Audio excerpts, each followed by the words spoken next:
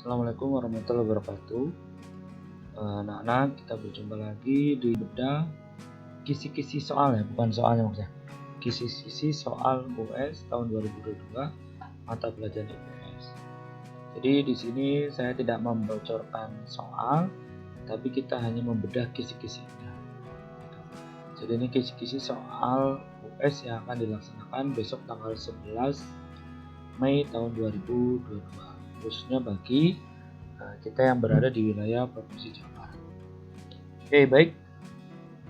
Indikator soal yang pertama di sini langsung saja ya. Indikator yang pertama itu adalah siswa dapat menyebutkan lokasi yang cocok untuk kegiatan ekonomi pertanian. Jadi kan daerah itu ada dibagi menjadi berapa ya? Ada dataran rendah, ada dua ya, dataran rendah dan dataran tinggi. Kalau yang untuk pertanian harus dataran rendah itu contohnya padi, palawija, dan lain-lain. Kalau untuk dataran tinggi sayur mayur, kentang, teh, ya teh, dan lain-lain juga. Ya ada kobis dan sebagainya, itu biasanya dataran tinggi. Oke, itu indikator soal pertama. Kemudian indikator soal yang kedua. Indikator soal 2, disajikan gambar kenampakan alam. Peserta didik dapat menyebutkan contoh pemanfaatan sumber daya alam pada wilayah yang terdapat pada gambar. Jadi ada gambar apa tuh ya di soal. Gambarnya tentang apa? Kalau daerah pantai berarti ya cocoknya untuk ikan, pariwisata gitu ya, nelayan ya, dan pariwisata. Kalau pegunungan bisa untuk wisata. Mungkin untuk pertaniannya dataran tinggi. Bisa juga pegunungan juga untuk pertanian. Dan dataran tinggi untuk pertanian. Kemudian hutan untuk kayu. Mungkin dataran rendah juga untuk pertanian atau niaga. Nah, seperti itu. Tergantung gambarnya apa ya. Oke, langsung indikator ketiga. Peserta didik dapat mengemukakan pendapat tentang apa yang harus dilakukan agar manusia dapat terus memanfaatkan sumber daya alam yang tidak dapat diperbarui dalam waktu lama. Oke, jadi kemungkinan di situ akan ada pernyataan, soal pernyataan. Bagaimana memanfaatkan sumber daya alam yang tidak dapat diperbarui dalam waktu lama. Sumber daya alam yang tidak dapat diperbarui itu contohnya apa? Ya, minyak bumi, batu bara, ya, logam seperti emas, perak, kuningan, nikel, dan lain sebagainya. Nah, itu apa yang harus dilakukan agar dimanfaatkan dan bisa bertahan lama? Nah, yang pertama ya hemat energi, gunakan seperlunya, kemudian menemukan energi alternatif. Oke, itu untuk indikator soal yang ke berapa tadi? 3 ya. Indikator soal keempat, disajikan pernyataan tentang petani memperoleh sumber penghidupan dari lahan pertanian. Peserta didik dapat menentukan fungsi lingkungan bagi petani. Oke, fungsi lingkungan juga sebagai tempat tinggal, tempat beri kebutuhan ekonomi, tempat bekerja, tempat bersosialisasi. Jadi fungsi lingkungan pesawahan ya bagi petani ya untuk memenuhi kebutuhan hidupnya ya, untuk cari nafkah. Oke. Dan kayak nelayan ya laut ya fungsinya ya mereka mencari ikan seperti itu ya, untuk memenuhi kebutuhan. Oke, indikator yang kelima, disajikan deskripsi jenis pekerjaan. Peserta didik mengkategorikan jenis pekerjaan yang sesuai dengan pilihan tersebut. Ini deskripsi pekerjaan ya nggak tahu ya deskripsi pekerjaannya apa. Tapi coba saya analisa. Ada jenis pekerjaan di perkotaan, contohnya pedagang, ya, karyawan swasta, supir, pengacara, pegawai negeri, dan lain sebagainya. Itu kalau di perkotaan. Kalau di pedesaan, petani ya mayoritas, kemudian pedagang juga tetap ada. Kalau daerahnya pinggir pantai, pinggir laut ya nelayan. Kemudian ada buruh yang tidak tetap biasanya kalau di pedesaan seperti itu. Nah itu. Kemudian indikator soal berikutnya lagi, disajikan ilustrasi. Bisa gambar, bisa. Biasanya gambar ya kalau ilustrasi itu. Peserta didik dapat menganalisis upaya yang dapat dilakukan agar suatu produk dapat bersaing dengan produk negeri. Oke. Oh mungkin ada gambar produk ya, barang gitu ya. Ini barang tersebut bagaimana caranya agar bisa bersaing dengan barang-barang luar negeri. Yang bisa dilakukan ya meningkatkan kualitas, kemudian bungkus atau kemasannya dibuat menarik. Nah, bisa dengan iklan. Nah, iklan atau menambah iklan atau membuat iklannya ya, iklan atau promosi. Nah, biar barang-barang tersebut bisa bersaing dengan produk luar negeri ya ada promosinya, biar orang luar tuh tahu oh ini produknya seperti itu. Oke, kemudian disajikan peninggalan sejarah kerajaan berupa beberapa prasasti. Peserta didik dapat menunjukkan peninggalan kerajaan Tarumanegara. Oke, jadi ada soalnya tentang prasasti ya. Nah, ini Pak Guru akan menyebutkan prasasti peninggalan kerajaan Tarumanegara. Yang pertama, prasasti Ciareten. Ini di Ciampea di Bogor. Di situ ada ukiran laba-laba dan tapak kaki serta puisi yang ditulis dengan huruf Pallawa dan bahasa Sanskerta. Puisi tersebut berbunyi, kedua jejak telapak kaki yang seperti telapak kaki Wisnu ini kepunyaan Raja Dunia yang gagah berani yang masyhur Purnawarman penguasa Tarumanegara. Itu prasasti Ciareten yang ada di Bogor. Ada prasasti Pasir Koleangkak. Nah, prasasti Pasir Koleangkak ini adanya di perkebunan jambu yang berjarak 30 km sebelah barat kota Bogor. Dikenal dengan prasasti Jambu, berisi sanjungan kebesaran, kegagahan, dan keberanian Raja Purnawarman. Kemudian ada prasasti Kebon Kopi. Ini ditemukan di Kampung Muara Hilir, Cibung Bulang. Seperti ini juga di Bogor ya. Berisikan adanya dua kaki gajah yang disamakan dengan satu kaki gajah Airawati, yakni gajah kendaraan di Indonesia. Ada prasasti Tugu, ini di daerah Tugu di Jakarta ya, Jakarta Utara kalau nggak salah. Kemudian prasasti Pasir Awi, di daerah Pasir Awi Bogor. Nah, itu prasasti. Oh ini ada lagi, prasasti Muara Cianten, ini di Bogor juga. Kemudian ada prasasti Cidanghyang, ini ada di Lebak. Ya, itu peninggalan prasasti dari kerajaan Tarumanegara.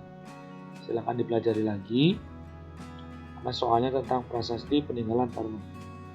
Indikator soal berikutnya menyebutkan salah satu peninggalan sejarah kerajaan Hindu di Indonesia. Nah, peninggalan sejarah kerajaan Hindu di Indonesia itu ada 3 macam. Yang pertama ada candi, contohnya Prambanan, Panataran, Sawentar, Bora, Sumberjati, Jabu, Kagenengan, Buleri, dan lain-lain. Itu candi. Kemudian ada prasasti seperti yang tadi Tarumanegara, Ciareten, Tantang, Talan, Jepun, Buleri, Tugu, Kebon Kopi, dan sebagainya. Itu prasasti. Yang ketiga adalah arca. Ada Arca Bulus dan Buddha dari Bromo. Itu contoh peninggalan kerajaan Hindu di Indonesia. Indikator soal berikutnya menentukan dua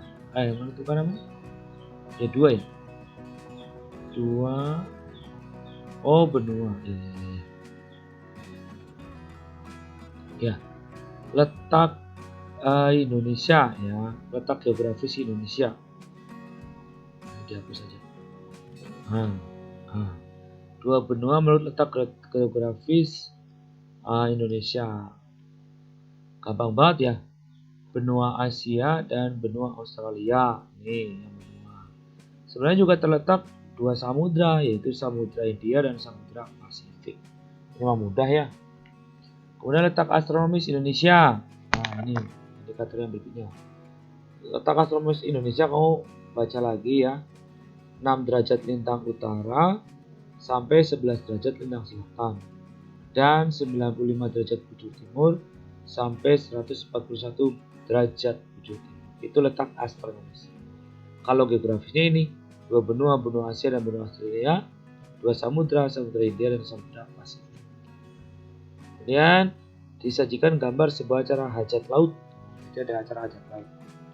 Menilai karakteristik geografi Indonesia sebagai negara maritim terhadap kehidupan sosial masyarakat. Ya, itu sebenarnya soalnya itu gampang kalau ini. Kamu tinggal lihat aja soalnya, kemudian ikuti petunjuk soal.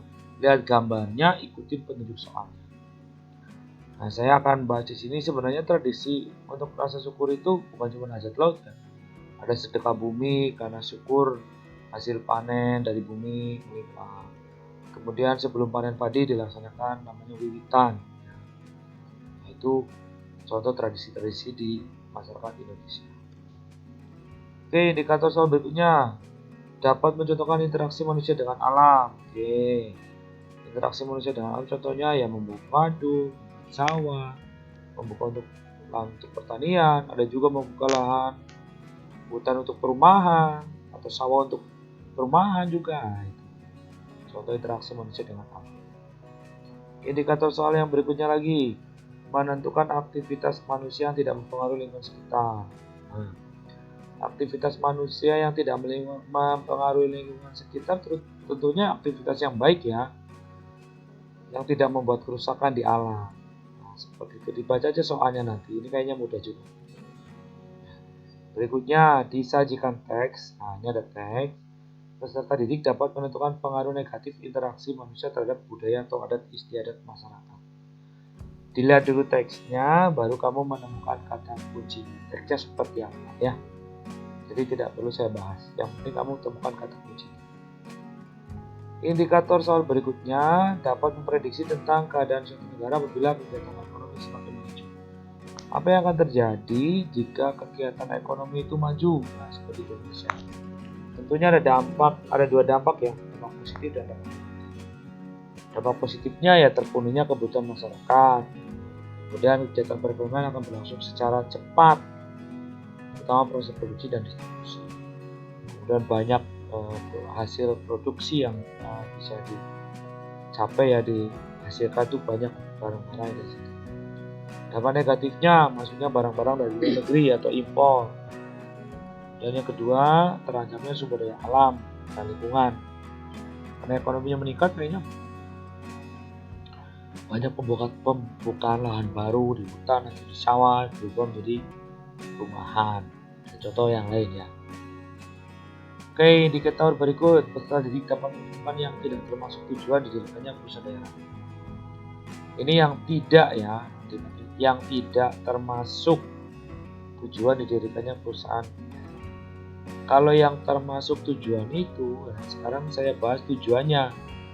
Tujuan perusahaan daerah didirikan adalah untuk turut serta melaksanakan pembangunan daerah, khususnya dan pembangunan ekonomi nasional pertama dalam rangka ekonomi terpimpin untuk apa namanya? Memenuhi kebutuhan rakyat dan mengutamakan industrialisasi dan ketentraman serta kesenangan kerja dalam perusahaan menuju masyarakat yang adil dan makmur. Ini tujuan didirikannya perusahaan daerah ya, biasanya BUMD ya, daerah. Oke, cukup jelas ya ini. Kemudian yang berikutnya lagi menjelaskan dan memberikan masing-masing satu contoh kegiatan utama dalam kegiatan ekonomi. Kegiatan ekonomi itu kan dibagi menjadi tiga ya. Ada produksi yang pertama, produksi, ada distribusi atau penyaluran, ada konsumsi atau pemakaian atau penggunaan. Produksi contohnya yang membuat barang-barang kerajinan, gitu ya. Membuat makanan, itu produksi. Distribusi itu penyaluran. Ya. Dari hasil produksi ini dibawa sama distributor. Ini ya contohnya ekspedisi, ya seperti kurir ya. Kemudian konsumsi, nah konsumsi itu pemakaian barang hasil produksi setelah sampai di masyarakat itu akan digunakan. Kalau yang makanan ya dimakan, dikonsumsi. Kalau yang bentuknya benda ya akan digunakan. Oke. Kemudian indikator soal berikutnya menentukan yang bukan hasil Kongres Pemuda II di Jakarta. Kalau hasil Kongres Pemuda II itu kan menghasilkan Sumpah Pemuda yang berbangsa satu bangsa Indonesia, berbahasa satu bahasa Indonesia, bertanah air satu tanah air Indonesia. Ini hasil Kongres Pemuda II di Jakarta. Oke, kemudian menentukan yang tidak termasuk faktor yang menjadi penyebab gagalnya perjuangan rakyat Indonesia dalam melawan penjajahan. Yang tidak termasuk indikatornya di tengah. Tapi saya akan contohkan yang menjadi faktor gagalnya perjuangan rakyat melawan penjajah. Kurangnya persatuan dan kesatuan, karena perjuangan masih bersifat kedaerahan. Nah, kemudian bangsa kita masih suka diadu domba, egois. Indikator soal berikutnya disajikan data peserta didik dapat mengidentifikasi peran Bung Tomo dalam mempertahankan kemerdekaan. Nah, perannya Bung Tomo itu apa sih? Siapa Bung Tomo? Nah, Bung Tomo itu namanya Sutomo, ya, pejuang dalam kemerdekaan Indonesia, termasuk dalam pertempuran 10 November di Surabaya. Ya. Perannya apa Bung Tomo? Dia itu berperan membuat atau menyampaikan pidato orasi, membakar rakyat untuk memberikan perlawanan, ya, terhadap penjajah terutama. Kemudian saat berorasi, dia itu mengacungkan jari telunjuk. Yang di foto-foto itu kan viral tuh ya. Bung Tomo itu kan sedang berbicara sambil jarinya menunjuk ya. Ia tak kenal negosiasi kalau sudah berusaha dengan penjajahan. Akhirnya ia pun bergegas kembali ke Surabaya. Dia membulatkan tekad untuk membakar semua area-area Surabaya melalui orasi. Bung Tomo melakukan orasi melalui radio pemberontakan yang terletak di Jalan Mawar, Surabaya. Sejak Oktober hingga November 45, agitasi dan propaganda Bung Tomo jadi asupan setiap hari bagi area-area Surabaya. Biasanya jam 5:30. Orasinya selalu ditunggu oleh para pemuda di Surabaya. Itu Bung Tomo, jadi perannya kan memberikan orasi sehingga membakar semangat pejuang di Surabaya.